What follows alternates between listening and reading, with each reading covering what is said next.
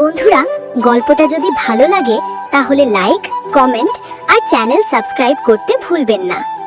আজকের গল্প এক জুনিয়র ছেলের আর এক সিনিয়র মেয়ের রোমান্টিক কাহিনী। ছেলেটার নাম আরিফ আর মেয়েটার নাম মালিহা। চলুন শুরু করি ভালোবাসার প্রতিশ্রুতি। স্কুলের মাঠে বিকেলের সূর্য ঢলে যাচ্ছে, সবাই চলে গেছে, মাঠে শান্তি। ক্লাস 8-এর আরিফ একপাশে বসে আছে। তার চোখ পড়েছে সিনিয়র ক্লাসের মালিহার দিকে, যার হাসি সবাইকে মুগ্ধ করে। এই শোনো, তুমি তো আরিফ না? জি আপু।